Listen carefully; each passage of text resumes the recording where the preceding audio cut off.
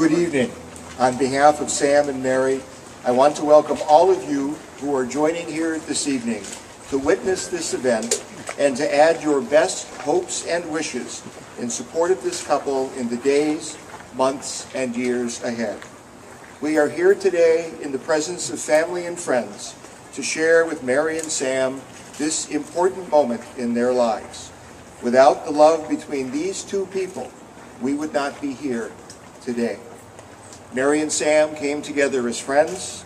Today, they pledge to each other not only their love, but also the strength, warmth, and most importantly, the fun of true friendship. Family and friends, we are witnesses to the union of two individuals who choose to commit to a life together. Our responsibility as their friends and witnesses is to provide them as a couple with our love, our support, and our approval. We have two readings as part of this evening's service. The first is by Sam's sister Sally and is an excerpt from The Alchemist.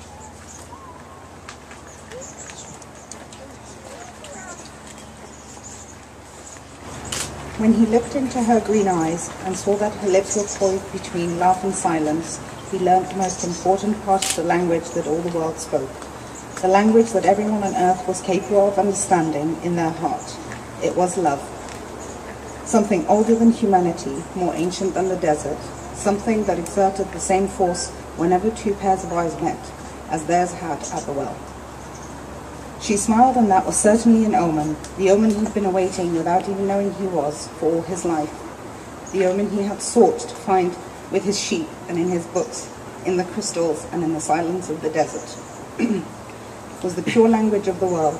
It required no explanation, just as the universe needs none as it travels through endless time. What the boy felt at that moment was that he was in the presence of the only woman in his life, and with that, with no need for words, she recognized the same thing. He was more certain of it than anything in the world. He'd been told by his parents and grandparents that he must fall in love and really know a person before committing. But maybe people who felt that way have never learnt the universal language. Because when you know that language, it's easy to understand that someone in the world awaits you, whether it's in the middle of the desert or in some great city. And when two such people encounter each other and their eyes meet, the past and the future become unimportant. Without such love, one's dreams would have no meaning. The second reading is by Mary's Aunt Kathleen and is taken from The Velveteen Rabbit.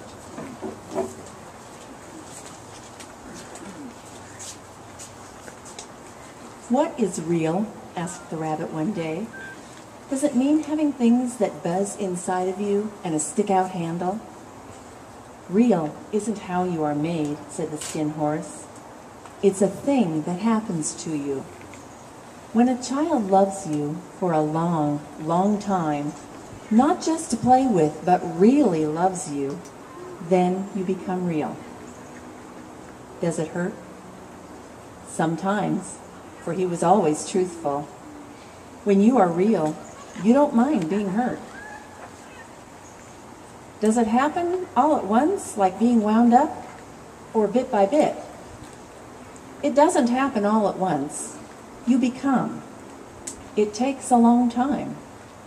That's why it doesn't often happen to people who break easily, or who have sharp edges, or who have to be carefully kept. Generally, by the time you are real, most of your hair has been loved off, and your eyes drop out, and you get loose in the joints, and very shabby. But these things don't matter at all, because once you are real, you can't be ugly, except to people who don't understand. I suppose you are real? And then he wished he had not said it, for he thought the Skin Horse might be sensitive. But the Skin Horse only smiled. The boy's uncle made me real. That was a great many years ago. But once you are real, you can't become unreal again. It lasts for always.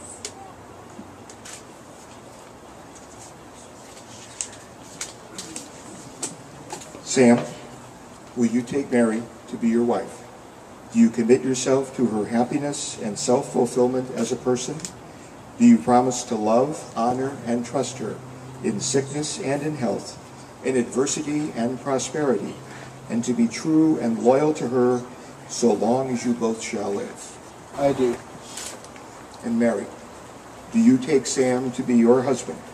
Do you commit yourself to his happiness and self-fulfillment as a person? Do you promise to love, honor, and trust him in sickness and in health, in adversity and prosperity, and to be true and loyal to him so long as you both shall live? I do. Tim, if you've got the rings. The wedding ring is a fitting symbol of these vows in two ways. The shape of the ring, an unbroken circle, symbolizes eternity, and the gold symbolizes that which is least tarnished and most enduring. Together, they tangibly show how lasting is the pledge you have made to each other. Sam, will you please place your ring on Mary's hand with the words, "I give you this ring I give you this ring as a visible and constant symbol as a visible and constant symbol of my promise to be with you of my promise to be with you as long as I live." as long as I live.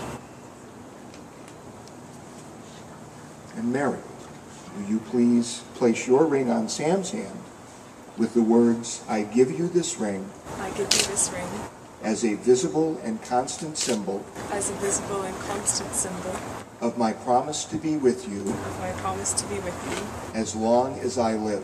as long as I live. Finished when we bought it.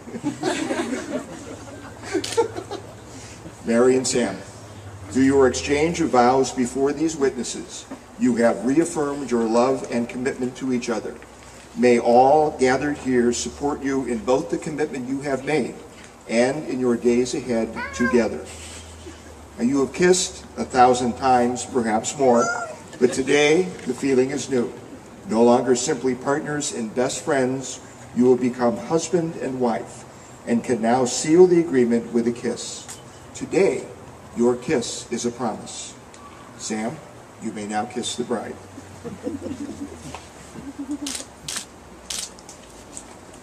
Ladies and gentlemen, I give you Mary and Sam Alayeria.